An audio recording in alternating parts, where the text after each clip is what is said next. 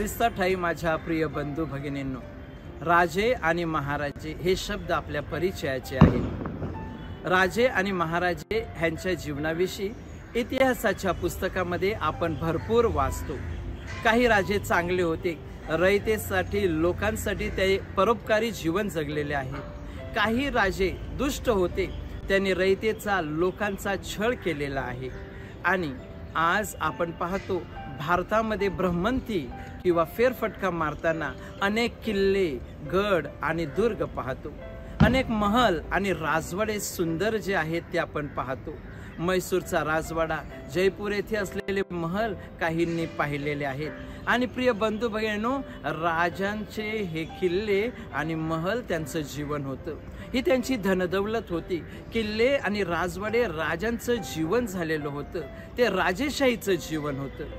परंतु आज आपण जगामध्ये पाहिलं तर लोकशाही आहे। राजेशाही फक्त निवडक देशामध्ये आहे। राजेशाही म्हणजे जेथे राजा त्या प्रदेशाचा सर्व असतो, तो प्रमुख असतो।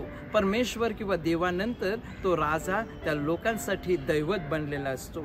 आता माझ्या प्रिय बंधू भगिनींनो, 2000 वर्षापूर्वी इस्रायल ह्या देशामध्ये छोटे मोठे असे अनेक प्रदेश होते आणि अनेक राजे राज्य करत होते। आपापसामध्ये ते भांडत होते, लढाया आणि युद्ध होत होते, हे आपण बायबलमध्ये वाचलेलं आहे। काही राजांची नावं बायबलमध्ये नमूद केलेली आहेत। आता प्रश्न असा येतो की ह्या जगामध्ये खरा राजा कोण, सर्वात महान राजा कोण?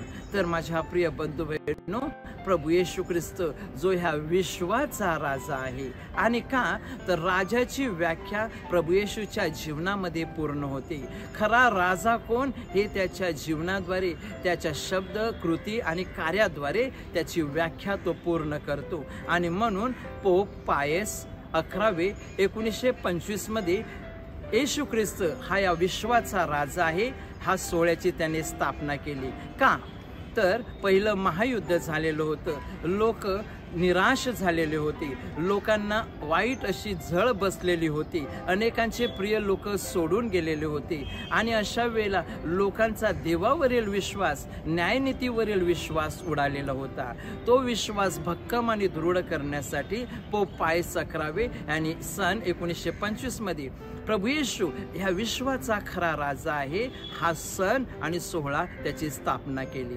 आता माझ्या प्रिय बंधू भगिनींनो, प्रभू येशू ख्रिस्त खरोखर राजा आहे का? तर माझ्या प्रियांनो, आपण जर पाहिलं तर प्रभू येशू आणि हा विश्वाचा राजा आणि जगिक राजा ह्यामध्ये खूप फरक आहे।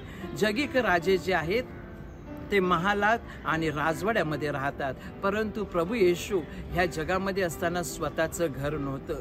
ह्या राजांचा जन्म अनेक वेळेला राजवाड्यामध्ये होत असे, परंतु प्रभू येशूचा जन्म परमेश्वर असून ह्या गायीच्या गोठ्यामध्ये झालेला आहे। ह्या जगातील राजे, जगिक राजे, त्यांचा मुकुट रत्न जडित असतो, परंतु प्रभू येशूचा तो मुकुट काट्याचा मुकुट होता। तो आपल्या पापांसाठी त्याने घेतलेला होता, प्रेमाचं प्रतीक होतं। ह्या जगातील राजे सेवा चाकरी करून घेत होते, परंतु प्रभू येशू ख्रिस्त आपल्या शिष्यांचे पाय धुवून ह्या जगाला सेवेचा महामंत्र दिला की मी सेवा करण्यासाठी आलेलो आहे।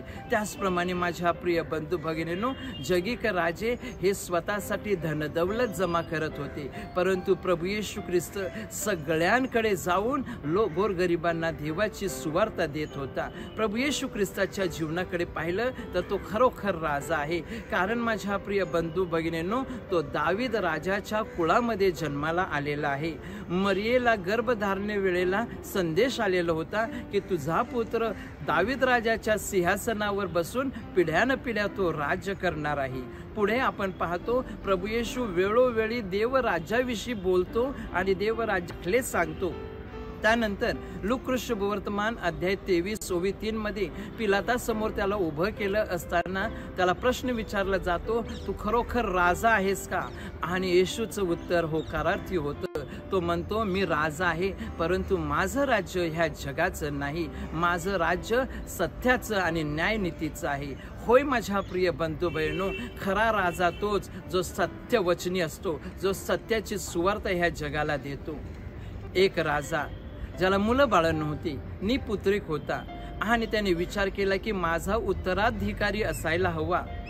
माझ्यानंतर ह्या गादीवर सिंहासनावर बसणारा कोणीतरी असावा, म्हणून त्याने राज्यभर दवंडी पेटवली आणि सांगितलं की सगळ्या तरुणांनी जमा व्हायचं आहे, ज्यांना माझ्यानंतर ह्या सिंहासनावर बसायचं आहे, ज्यांना माझा उत्तराधिकारी व्हायचा आहे। आणि ठरलेल्या दिवशी तरुण सगळे जमा झाले राज दरवाजामध्ये आणि त्या राजाने त्यांना सांगितलं की तुमची मी परीक्षा घेणार आहे आणि जो परीक्षेमध्ये पास होईल, उत्तीर्ण होईल, तोच माझ्यानंतर राजा बनणार आहे। परीक्षा अशी होती, राजाने एका झाडाचं बी त्यांना दिलं प्रत्येकांना आणि सांगितलं हे बी तुम्ही कुंडीमध्ये लावायचं आहे आणि 2 महिन्यांनी परत एकदा ह्या राजदरबारामध्ये जमा व्हायचं आहे। ज्यांची कुंडीमध्ये हे सुबक असं सुंदर झाड दिसेल त्याची निवड केली जाईल। माझ्या प्रिय बंधू बहिणो, हे सगळे घरी गेले आणि त्यानंतर 2 महिन्यांनी परत आपली कुंडी घेऊन आले आणि ह्या कुंडीमध्ये काहींची 2-2 झाडं होती, काहींच्या झाडांना भरपूर फुलं आलेली होती, काहींच्या झाडांना भरपूर फळं आलेली होती। परंतु कोपऱ्यामध्ये बसलेला एक तरुण तशीच मातीची कुंडी रिकामी घेऊन आलेला होता। महाराज त्याच्याकडे पाहून त्यांना विचारतात की बाबा, तुझ्या कुंडीमध्ये काही फुलझाड नाही, पान नाही, फळ नाही, फूल नाही। तेव्हा तो बोलला, तुम्ही जी बी दिलेली होती ती मी ह्याच्यामध्ये टाकली, परंतु ते बी काही वर आले नाही, त्याचं रोपटं झालं नाही। आणि महाराज पुढे जाऊन बोलले की माझा उत्तराधिकारी होण्याचा मान या तरुणाला आहे, कारण तो खरं बोललेला आहे। मी तुम्हाला जी बी दिलेली होती ती गरम पाण्यात उकळलेली होती, ती निर्जीव अशी बी तुम्हाला दिलेली होती आणि तुम्ही अशी सुंदर झाडं घेऊन आलेली आहात, रोपटे घेऊन आहात, कारण मला सत्यवचनी माणसाची गरज आहे। हा सत्यवचनी माणूसच आपला हे राज्य पुढे नेणार आहे, म्हणून मी त्याची निवड करतो। माझ्या प्रिय बंधू भगिनींनो, ख्रिस्त राजाचा सण आणि सोहळा साजरा करीत असताना ख्रिस्त राजा हा आपल्या हृदयाचा राजा आहे, आपल्या कुटुंबाचा राजा आहे, या विश्वाचा राजा आहे आणि तो सत्याने चालणारा आणि वागणारा आहे। आज माझ्या प्रिय बंधू बहिणो, अशा ह्या जाणता राजा प्रभू येशू ख्रिस्त विश्वाचा राजा, त्याचा मान आणि सन्मान आपल्या दैनंदिन जीवनामध्ये करूया आणि त्यासाठी प्रार्थना करूया। आमेन।